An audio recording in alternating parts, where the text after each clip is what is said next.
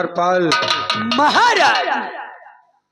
प्रताप सिंह रियाया की तरफ गया था। क्यों नहीं महाराज? अभी तक वापस नहीं आया। महाराज अभी तक तो नहीं आए हुए हैं।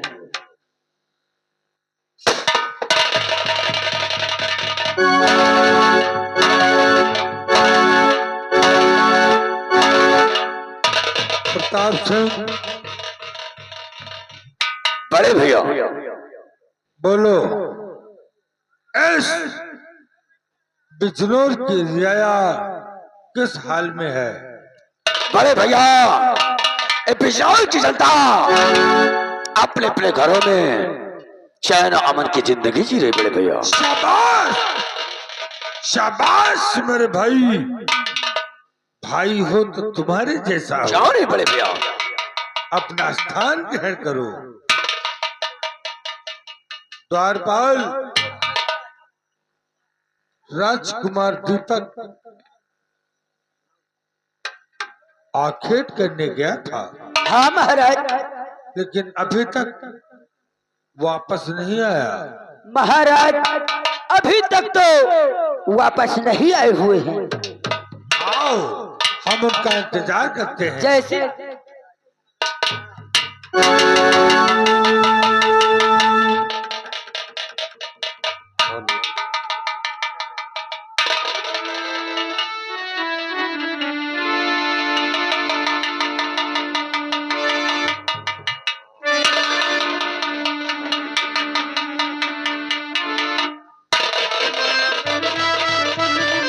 बेटा दीपक, कहो सब कुशल तो है? क्या हो गया बेटा? है? तुम्हारा सफर कैसा रहा बेटा?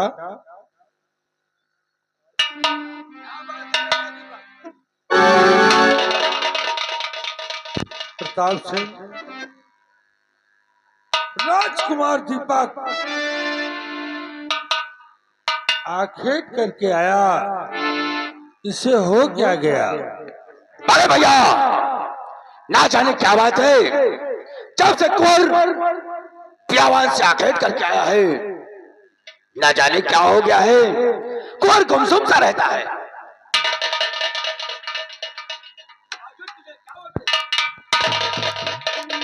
महामंत्री कांता सिंह, कहिए महाराज। राजकुमार दीपक ने तुमसे कुछ बताया?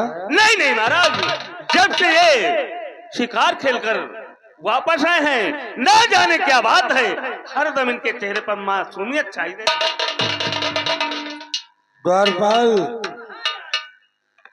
राजकुमार दीपक ने तुमसे कुछ बताया? नहीं महाराज, हमसे तो कुछ नहीं बताए हुए हैं राजकुमार। इसे हो क्या गया? महाराज यही तो समझ में नहीं आ रहा है। क्या हुआ बेटा? बोलो, क्या हुआ? ये मौका, ये मौका, मौका, मौका, मौका, ये मौका मिले न बारंबार,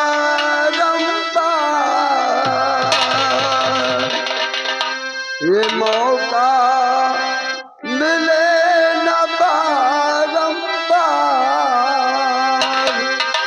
बेचुने फल आया सरकार,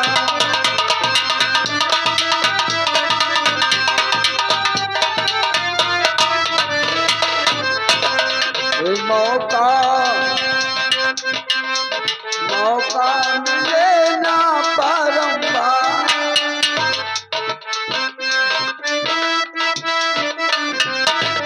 ये मौका मिले ना बारंबार। बेचुने फल आया सरकार,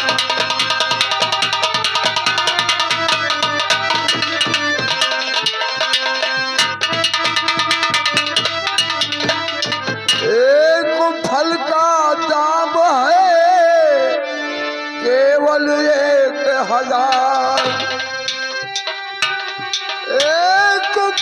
का दाम है केवल 1000 जो चाहे खरीदे दे रुपया 1500 ये फल है बड़ा जाए के दाम ये फल है बड़ा जाए के दाम बेचने फल आया सरकार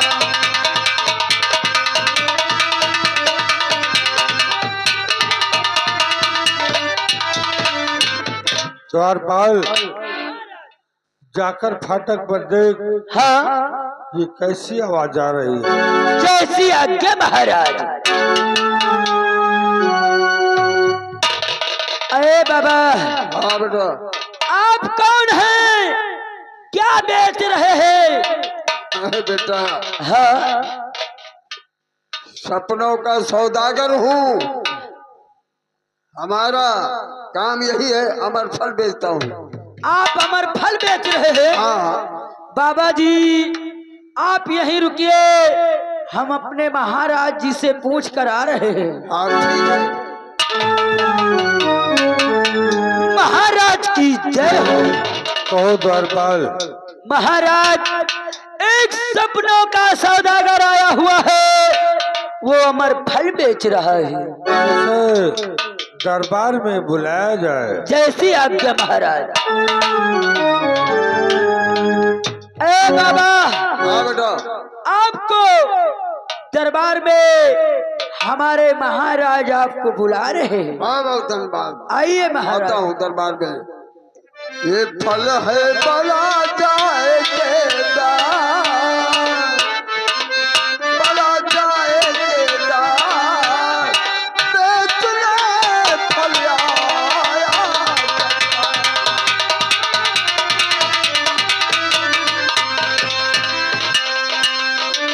महाराज जय हो। राजन की जय हो। सौदागर क्या बेच रहे हो? महाराज ये अमर फल बेचना। अमर फल? हाँ, इसकी खासियत? इसकी खासियत ये है कि अमर फल को जो कोई खाएगा वो हमेशा हमेशा के लिए अमर हो जाएगा। अच्छा, हाँ, ये बताओ सौदागर, ये फल तुमको कहाँ से मिला? राजन इस फल के लिए हमने बहुत दिनों से भरपूर तपस्या करके इस फल को तैयार किया हूँ, अमर फल को।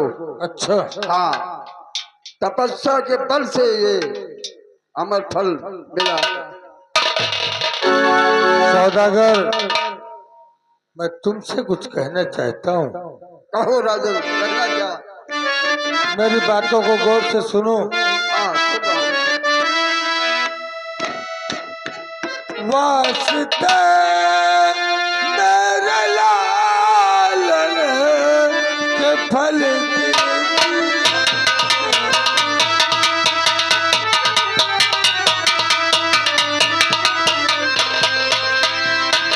वास्ते मेरे लालन के फल दीजिए, बोलिए कितने रुपयों के दरकार है?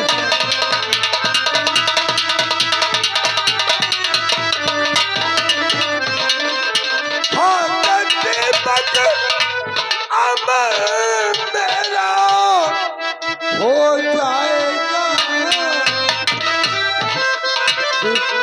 सौदागर, हाँ राजन, दीपक मेरा इकलौता पुत्र है। उस फल को उससे बेहतर और किसी के लिए नहीं है। तो खा के दीपक अमर मेरा हो जाएगा। और इस फल पे कुंवारे का ये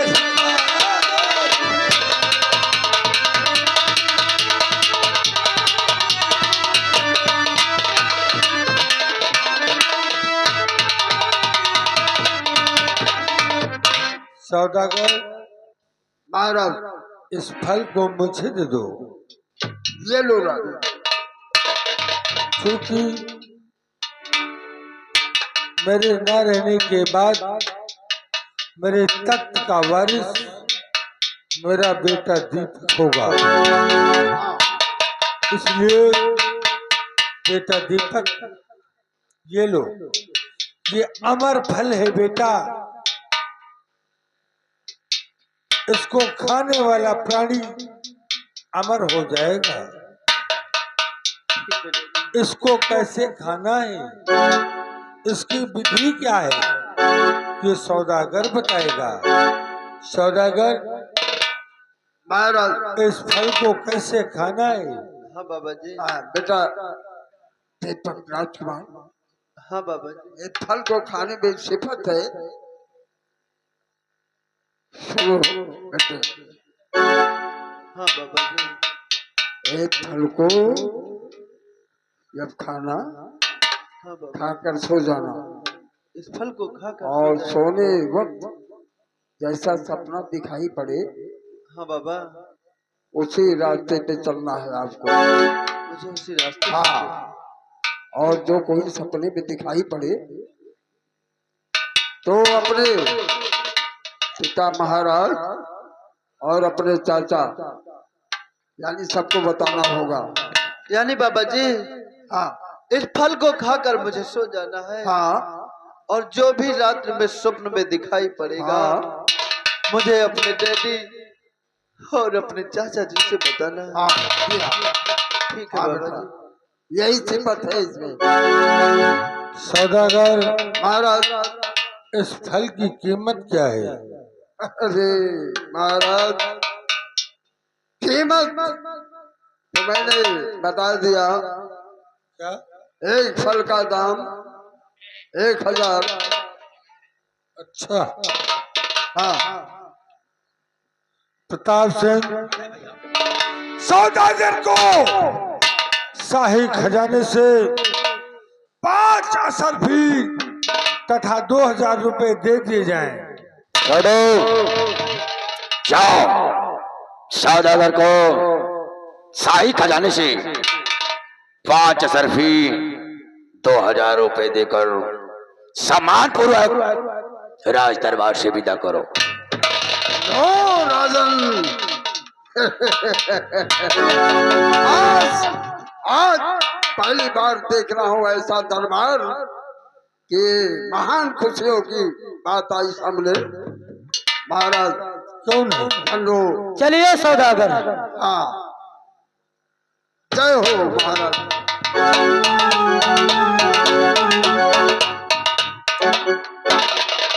बेटा दीपक,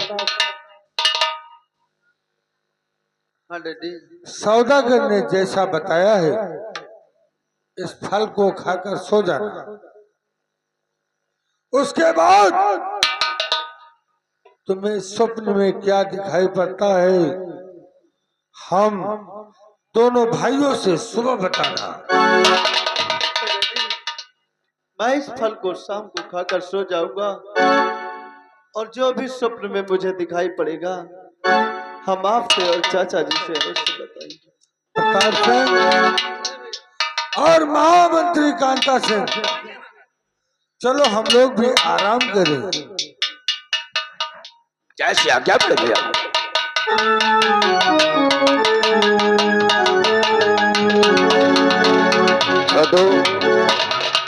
जी हजूर। आखिर क्या बात है रे? हाँ हमारा भतीजा हमसे इतना नाराज काहे को है? बाबू, यही तो मेरे समझ में नहीं आ रहा है, इसलिए कि आप इतना प्यार करते हैं अपने भतीजे से, आपसे नफरत क्यों कर रहा है? भाई, आज तक मुझसे कोई इससे कोई बकवास नहीं हुई, नहीं हजूर। ना कोई वार्तालाप हुई जी ना कोई मुझसे गलती हुई। नहीं आखिर क्या बात है रे? बाबू, यही तो मेरे समझ में नहीं आ रहा। बेटे दीपक, जैसा कि बाबा जी ने कहा है, इस फल को खाकर सो जाना, और जो कुछ तुझे स्वप्न में दिखाई देता है, सुबह आकर राज दरबार में मुझे और बड़े भैया को अवश्य बताना। ठीक बड़े, मैं चल रहा हूं।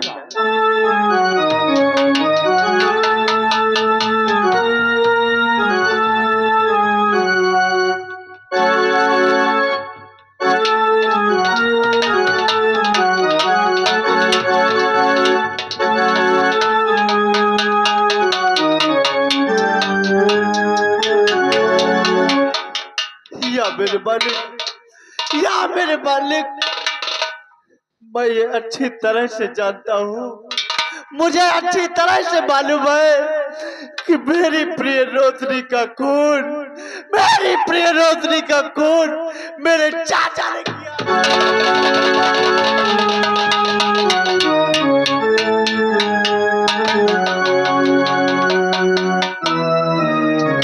या भगवान, जी में तो आता है, जी में तो आता है अपने चाचा का गला घोट दूं, लेकिन नहीं, मैं कर ही क्या सकता हूँ, मैं कर ही क्या सकता हूँ, क्योंकि वो मेरे चाचा।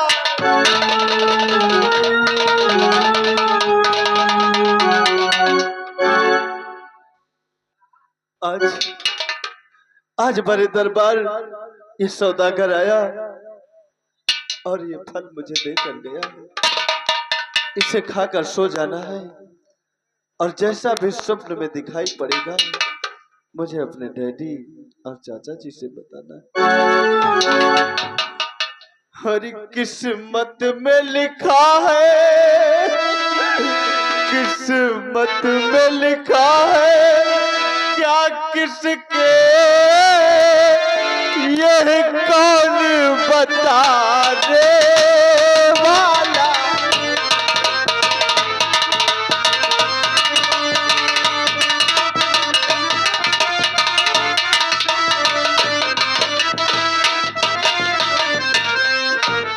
किस्मत में लिखा है, क्या किसके यह कौन बताने वाला है। तकदीर का हाल, तकदीर का हाल, जाएगी कौन राह